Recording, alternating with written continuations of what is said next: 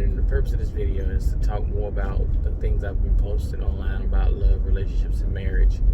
One thing I think we have to understand in relationships, marriages, and I guess you say entanglements, is that we are all within them in some shape, form, or fashion, whether it be a platonic relationship, whether it be sexual, whether it be whatever.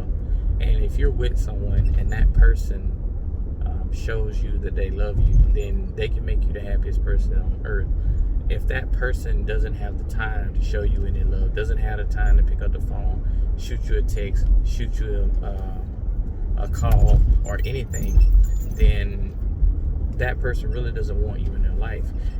If a person says, hey, I'm too busy to spend time with you, but when you're not around, they have time to spend with everybody else, then that person does not love you. There's no way that a person can say, hey, I love my significant other, but at the same time not want to spend time with them or not want to invest within the relationship. The same goes with marriages. I mean, when you marry someone, it's a commitment theoretically for life, which we know, of course, divorce is real. I've been divorced myself. But there has to be a level of commitment, a level of trust, a level of respect, and a level of understanding. And the biggest part of that is the understanding the person that you're with, and understanding what their expectation is for the relationship. If you're with someone and all they want to do is ask for money or whatever, then the relationship basis may not be based on love or emotion, and that's fine if that's what you want and that's what you accept. Secondly, you can be with someone who really truly loves you at heart but have trouble showing it. So when a person loves you and they have trouble showing it, you have to not be too quick to judge that person negatively, because sometimes you can tell a person, hey, I love you 100 times, and they never tell you they love you, but they actually do.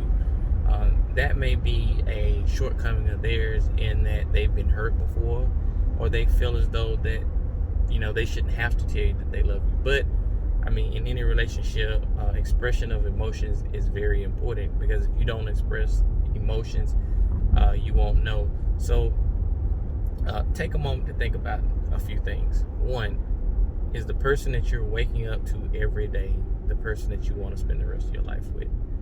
In many cases, that answer can be yes and no, and it can change based on the day, it can change based on the emotion. Not trying to lock that into a definitive, but think about two things. If you're with someone that you're sleeping with every single day, and that person doesn't make you feel happy inside, or that person gives you negative vibes, then that person may or may not be the person for you. So in analyzing that part of it, you have to look at a couple of things. It can't always be the person. It's not always the person. Sometimes it's us. Sometimes we overthink things. Sometimes we dramatize portions of our life and our expectations to a point where they become irrelevant or they become unrealistic. Being with someone that you want to be with, you have to accept them for the person that they are, and you have to understand that they may not be quote unquote perfect, because the key in life in perfection is that there's no true quote unquote perfect person. There can be someone who is perfect for you, someone who gives you the things to complement you perfectly, but that doesn't mean that that's a perfect person.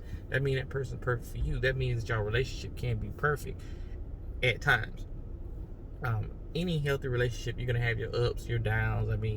And the key is to minimize the downs, maximize the ups, and it's really judged on how you respond to the downs.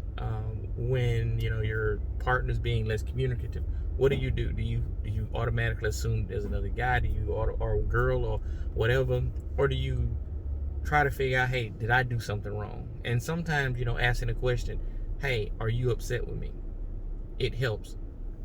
From the flip side of that, if you're upset with your partner, you need to let them know. Maybe not every single little nuance, because sometimes we do get upset with people about things that are very small, that are minute, that have really no great bearing in the world. It's just something that we don't like a little bit that they done, and it's just kind of bothering you a little bit, but it's not a deal breaker. Secondly, if that person comes to you and says, "Hey, are you upset with me?" Sometimes say, "Yeah, but don't worry about it. It ain't nothing." Or whatever. Give them some type of feedback. When a person asks you a question and you say, "Why are you asking me questions?" It automatically dictates that you're coming on the defensive, therefore that you want to not necessarily argue or engage, but it shows that you took offense to them even asking is something wrong. You should never take offense to someone asking you something wrong, because if they're asking if something wrong, that means that they may see or feel that something may be wrong. And sometimes you have to give them that reassurance that nothing's wrong, everything is fine, the relationship is good, still in love, etc. Hey, I had a hard day at work, I just really don't want to talk about it, just kind of zone out for a minute. Because a lot of times what we do in relationships is we take our work home with us. And when we take our work home with us, then it can cause a problem within a relationship.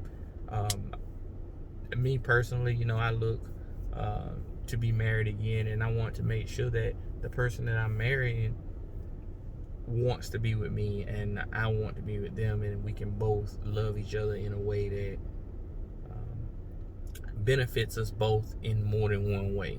When I say that, I don't mean just emotionally, but it's going to be emotionally, spiritually. Financially comes just by us both partnering together and pooling resources, and that does not necessarily mean just money, because a lot of financial wealth is not based on the dollar signs or number of commas in your bank account. It's your ability to make sure that everything you have is paid. Are you struggling? Do you get up in the morning stressing about money? When you truly are able to bond and you have the proper climate to succeed financially, as far as money wise, you're good. But a lot of times one of the biggest benefits that you have in life is the raising of your children and how you treat your family and stuff. So for me, that's almost a financial win for me. That's like money. That's better than money. That's gold. My children are gold. So when I say financial, it's not all dollars and cents. It's love and everything else, because that's part of my bank. My bank in life is, and my legacy is, my children, my mother, my family. That's it. Anything outside of that, is still important, but those are primary functions that drive many of the decisions in my life. You ever see my post, you'll see I always say my daughter's my hero. My daughter is my hero because she likes the things that I like. She likes to go out, mess with animals. She is the epitome of the love that I want to show to someone else, to my partner. She literally embodies that. I mean, she's always, coming to me, Daddy, give me a hug. Let's do something together. And it with her being born, it kind of changed a dynamic within my life. Having a son is one thing, because sons, you want them to be a little bit tough. You don't want them to be kind of soft. But then you get a daughter, and it's like life changes. And so it made me look at that as well as relationships differently. I have a saying, it's called accept what you can't change what you can't accept. That's how I view my life. That's how I view relationships. And a lot of times I do say that if I'm in a relationship with someone and it's not working out, I change it. I mean, I've been divorced twice. You accept what you can't change what you can't accept. And in divorce, it's not always about being upset and angry with your partner. Sometimes you can see the issues that are gonna cause y'all to get into that argumentative and fight modes. Sometimes it's better to say, hey, look, we can both agree we're not happy. And before we get to a point where we hate each other or dislike each other, let's split so that we can both continue on our paths and both be happy. And then when we need to communicate or we need to rely on each other, we can do so without the arguing, the cursing, the negativity. It becomes a mutual thing. And I say that to say this: no matter who in this world you decide to be with, whether you're straight, homosexual, gay, whatever term, letter you want to call yourself, I don't care. Doesn't affect me how I live. But show that person respect. Show that other human being that they mean the world to you and you mean the world to them.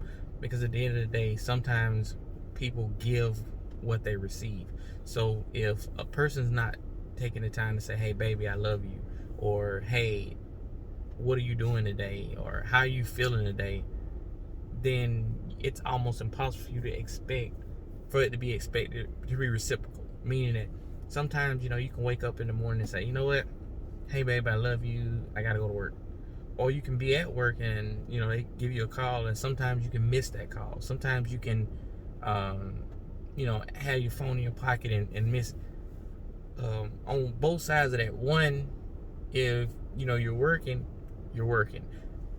but on the flip side of that, you have to look at, hey, how soon can I give this person a call back? Should I go ahead and send them a text immediately and say, hey, I'm doing this, I'll call you when I get finished? But then when you say that, you have to actually do that. So if you tell somebody, hey, I'm eating, or I'm using the bathroom, I'll call you back. Call them back, because at the end of the day, you don't know what that other person has going on. They may have just something small that they want to relay to you. That small thing may be very important at that very moment.